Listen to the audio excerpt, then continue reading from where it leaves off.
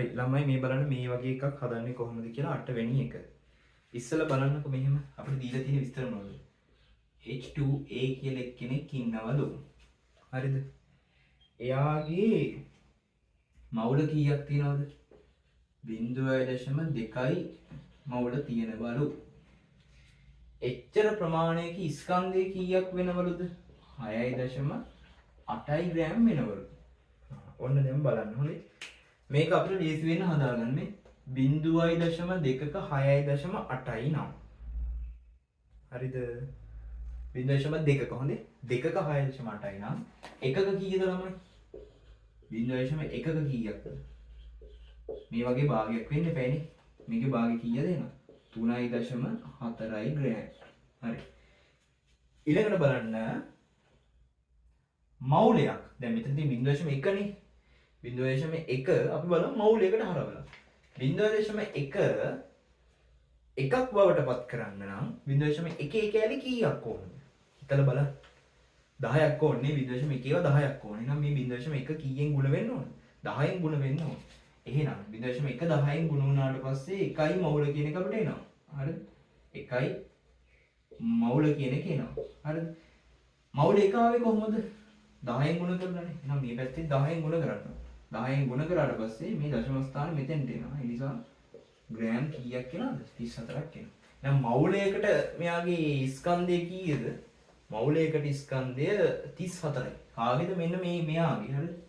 හරි. මවුලයකට ග්‍රෑම් 34 නම් මෞලික ස්කන්ධය කීයද?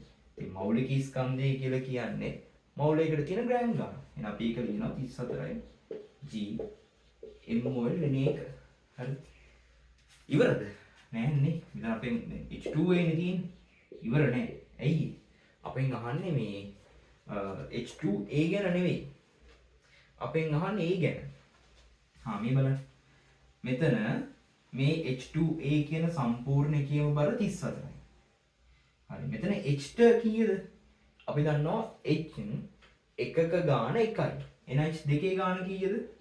2යි. 2 දන්න අපි A ගේ ස්කන්ධය Aම කියලා ගමුකෝ. A. හරිද? 2 දන්න A සමානයි 34. එහෙනම් මේ A කියන එක්කෙනාගේ කීයක් වෙනවද? මේ දෙක අයින් කරන්න ඕනේ. ඒ කියන්නේ 2 දන්න A ඍණ 2. ඒ කියන්නේ මේ දෙක අයින් කරලා ඍණ 2ක් දාන්න එපා. එහෙනම් එහා පැත්තේ 34 ඍණ 2 එනවා. මේ දෙකට මේ දෙක කැපුණා. එහෙනම් A සමානයි කීයද? 34න් 2ක් ගියාන් පස්සේ 32යි. එහෙනම් අපෙන් අහන්නේ මොකද්ද? A ගේ මෞලික ස්කන්ධය, A ගේ මෞලික ස්කන්ධය කීයක් වෙනවද? 32ක් එනවා. හරිද? ඔහොම තමයි වැඩේ හදන්නේ. හරිද? මුලින්ම කරේ කොහොමද? 0.2ක අපේ දීලා තිබ්බා.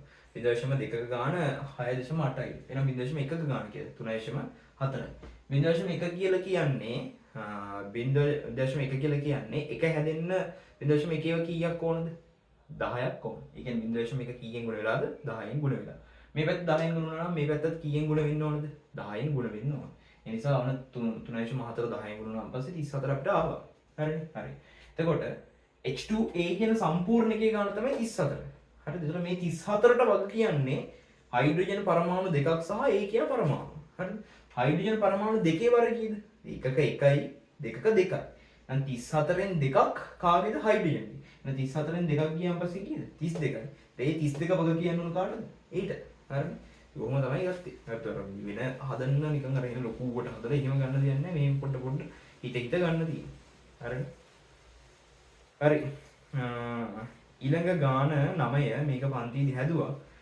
ඒ වුණාට මේ පොඩ්ඩක් හිතන නිකන් වැඩේ තේරුන්නේ නැහැ වගේ නම් ආයි පාරක් මම දැන් හදනවා. තනියෙන් හදලා ඉවරලා බලන්න වැඩේ හරියද කියලා.